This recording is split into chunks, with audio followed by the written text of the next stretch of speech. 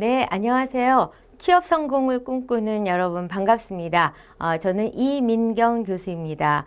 이번 강의는 특별히 이제 좀 차별화된 강의로서 빅데이터 마이닝을 통해서 취업 성공을 꿈꾸는 여러분을 가이드하는 강의입니다. 그러면 제가 이런 강의를 어떻게 하게 됐는지 그 배경을 설명드리면은 여러분이 좀 더 집중을 해서 강의를 열심히 들으시지 않을까 해서 제가 저의 프로필을 소개하겠습니다.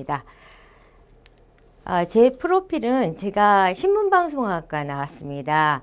신문방송학과 나왔고 현재는 이제 순천향대학교 초빙교수로 있고, 근데 저는 1981년도에 이제 대학을 졸업했어요. 그러면서 한 3, 4년 동안 10여 군데의 민간 기업에서 프리랜서로 활동을 했습니다. 이 대목에서는 제가 민간 기업을 경험했다는 얘기가 되겠죠. 그리고 이제 그 다음에 그 경력을 바탕으로 해서 KBS 리포터를 하게 됐어요. 한 3년. 그 언론 기관을 경험하게 됐어요. 그리고 그걸 이제 발판으로 해서 제가 취재했던 분이 국회의원이 되셨어요. 그래서 국회 보좌관으로 들어가서 22년 동안 국회 보좌관을 했습니다.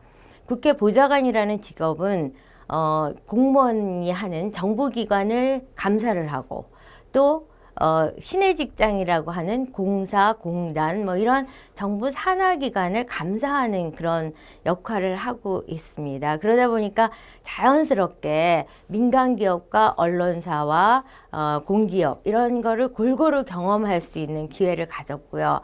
그렇게 이제 제가 직장을 옮겨 다니면서 많은 이력서를 쓰게 됐습니다. 그리고 여기 이제 경력사항에서 보면은 서초 여성인력개발센터 관장을 했거든요. 그래서 그 관장을 하면서 굉장히 또 많은 사람을 채용하는 역할을 했었고요.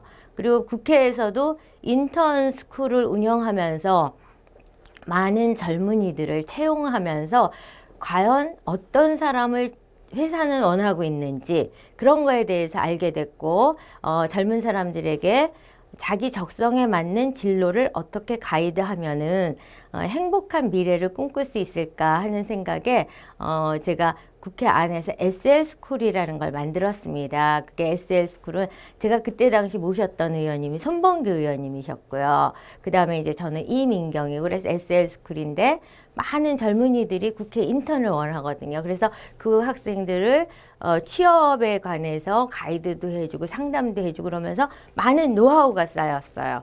그리고 제가 이제 순천향대학에서 강의를 하면서 학생들에게 그 이력서나 자기소개서를 어떤 식으로 쓰는지에 대해서 해보니까 아주 간단하게 취업 성공을 할 수 있는 방법이 있다라는 발견을 하게 됐어요.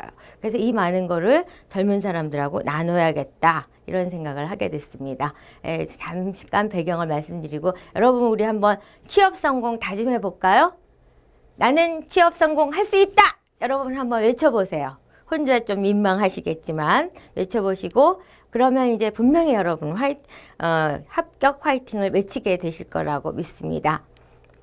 어떻게 하면 합격 통지서를 받을 수 있을지 여러분 궁금하시죠? 스펙이 화려해야 하는가? 아니면 외모가 화려해야 하는가? 좋은 학교를 나와야 하는가? 제 답은 아닙니다. 그거는 제가 경험을 해봤어요. 왜냐하면 제가 많은 곳에 이제 취업을 민간 기업의 프리랜서로 활동을 하면서 정규직을 꿈꾸면서 많은 곳에 이력서를 내봤어요. 냈는데 제가 막 떨어져요. 계속 떨어져서 처음에 분노도 하고 아니 나같이 괜찮은 사람 왜 자꾸 떨어뜨리지? 이런 생각을 했었습니다. 그랬는데 이제 어쨌든 국회에 이제 보좌관으로 들어간 다음에 제가 사람을 뽑는 위치가 됐어요. 그러면서 내가 왜 떨어졌는가에 대한 답을 찾게 됐어요. 왜 떨어졌냐 하면은 저는 그 회사가 원하는 사람이 아니었던 거예요. 그러니까 회사는 똑똑하고 잘난 사람을 뽑는 게 아니고 그 회사가 이 순간에 가장 절실한 것을 해줄 수 있는 인재를 뽑고 있는 거예요. 그래서 여러분들이 취업을 도전하고자 했을 때는 제일 우선적으로 해야 될 거는 그 회사가 지금 뭘 원하고 있는지를 파악하는 게 가장 중요하다는 이제 생각을 하게 된 거죠.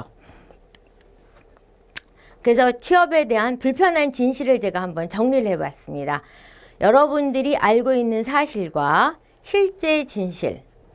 여러분들은 스펙이 화려해야 된다고 생각을 해서 학원을 순례하고 계시죠. 이 학원, 저 학원, 뭐 점수 조금이라도 높이기 위해서. 근데 실제 회사에서 원하는 건 스펙이 화려한 사람이 아니고 그 회사가 필요한 사람입니다.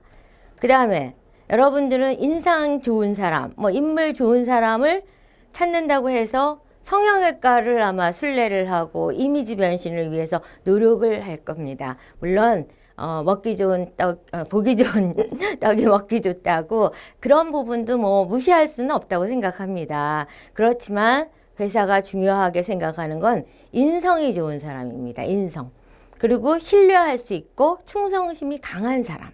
이런 사람을, 학벌 좋은 사람을 원하지 않고 이직하지 않고 충성스러운 사람을 뽑습니다. 그래서 여러분들도 최근에 신문기사를 통해서 봤을 거예요. 신문기사에서 스펙을 버리겠다, 회사가. 그 자기소개서 가장 중요하다. 왜냐하면 자기소개서라는 거는 여러분들이 취업 도전하는 당시에 25이다. 그러면 나의 25년.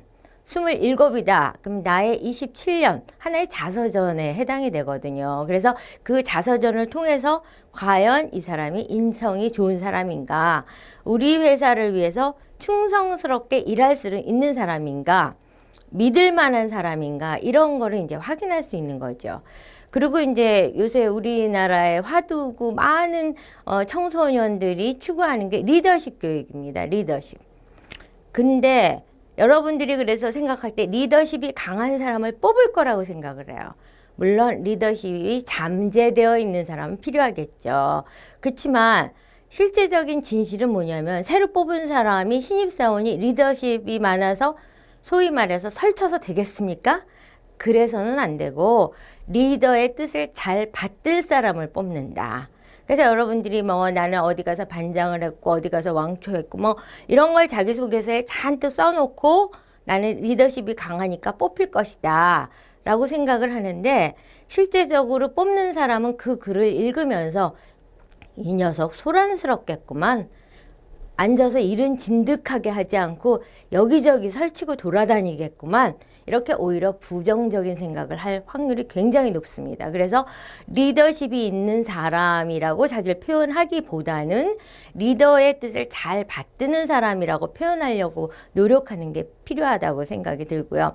그리고 이제 뭐 비서직을 원한다 이랬을 경우에는 센스 있는 비서를 뽑는다 라고 생각을 하는데, 물론 센스 중요합니다. 그렇지만 센스보다 더 중요한 거는 믿을 만한 사람인가, 이 사람에게 모든 걸 맡겨도 정보가 유출되지 않고 모시는 사람을 위해서 최선을 다할 사람인가. 그거는 비서가 아니라도 마찬가지입니다. 상사가 은밀한 비밀을 말했는데 그거를 여기저기 얘기를 했다면은 그 사람 믿을 수가 없는 거겠죠. 그래서 회사는 면접 과정에서 어떻게 해서든지 그런 요소들을 확인하기 위한 수많은 면접 질문을 발견하고 압박 면접을 하게 되는 겁니다. 그리고 이제 말을 잘 듣는 사람. 말을 잘 듣는 거 굉장히 중요한 덕목입니다. 그렇지만 말만 잘 들으면 안 되고 주인의식을 갖고 능동적으로 일하면서 말을 잘 듣는 사람. 주인의식을 갖는다는 의미를 여기서 제가 간단하게 설명을 드리면은, 만약에 이제 여러분들이 그 결혼할 나이잖아요. 결혼할 나이, 이제 좀 있으면 입사해서 첫 월급 타고 좀 지나면 아마 결혼할 생각을 할 겁니다. 그랬는데 자기 주머니에는 3천만 원밖에 없다. 그랬는데 사랑하는 사람과 집을 얻어서 행복하게 살아야겠다라고 해서 그걸 얻으러 다닌다고 하면은 이 세상 어디 끝까지 달나라까지 찾아다니면서 자기의 보금자리를 찾으려고 노력할 겁니다. 근데 만약에 상사가 너 3천만 원짜리 집을 좀 얻어볼래? 라고 지시를 했을 때는 어떤 답들을 하냐면요. 부동산에 갔더니 그런 물건이 없던데요. 또는 부동산 사장이 어디 가서 못 만났는데요. 이런 식으로 최종적인 결론을 도출하려고 하기보다는 그 과정 속에서 안 되는 이유를 빨리 찾아서 그 안 되는 난제로부터 자기가 해방되려고 그래요.